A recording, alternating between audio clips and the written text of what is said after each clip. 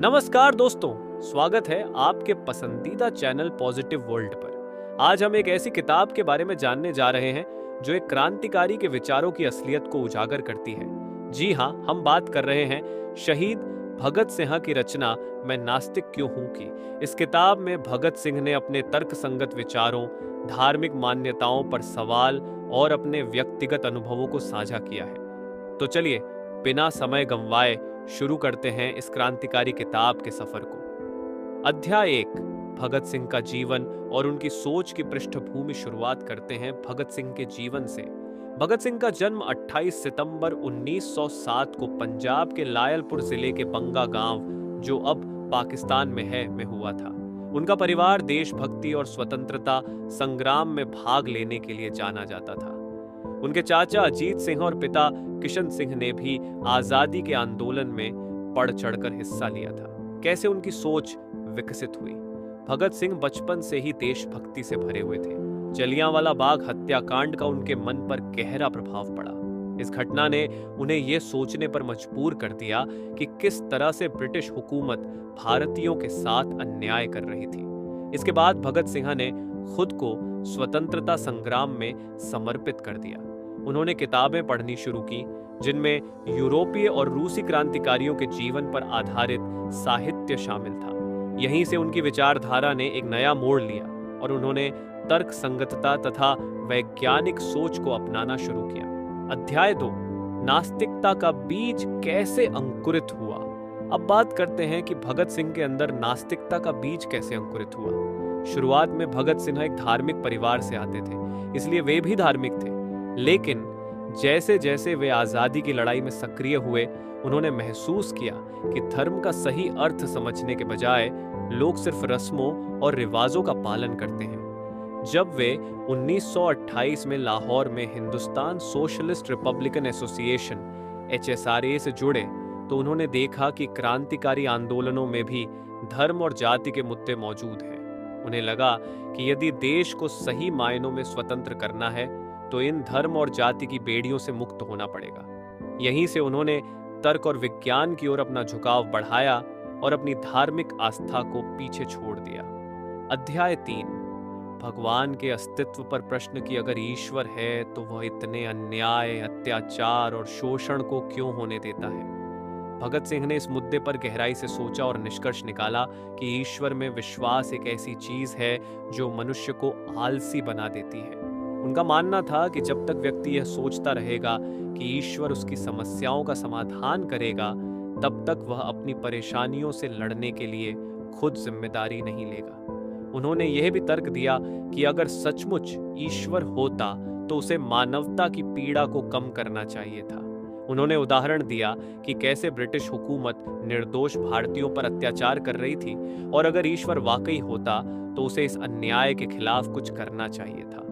इसी तर्क ने उन्हें भगवान के अस्तित्व को पूरी तरह से नकारने की ओर प्रेरित किया। अध्याय 4, धार्मिक पाखंड और समाज में इसका असर।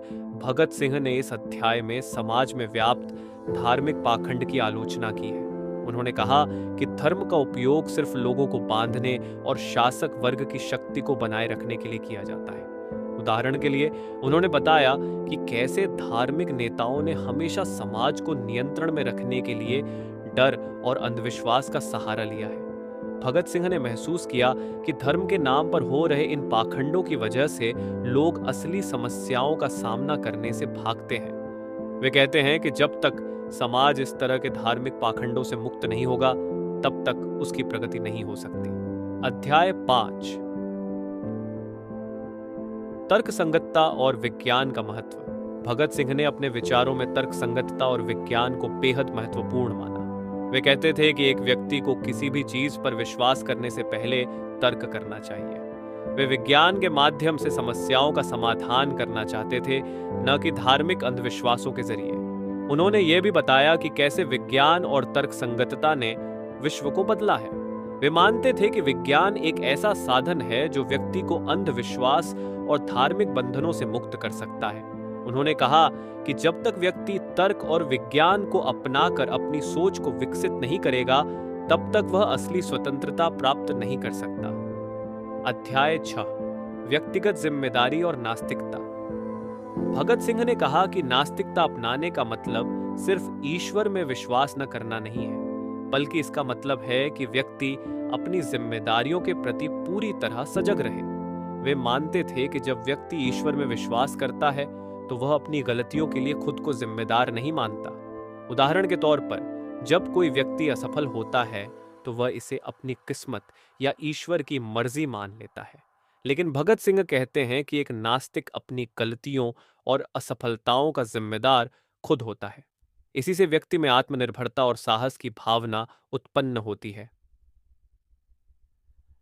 अध्याय 7, मृत्यु का सामना और नास्तिकता। भगत सिंह ने अपने जीवन में कई बार मृत्यु का सामना किया और उनके लिए यह एक स्वाभाविक सत्य था। उन्होंने लिखा कि एक नास्तिक होने के कारण वे मृत्यु से कभी नहीं डरे। वे जानते थे कि जीवन में कोई दैवीय शक्ति नहीं है जो उन्हें बचा सकती है, इसलिए वे अपनी मौत का सामना साहस और आत्मविश्वास के साथ कर सकते थे।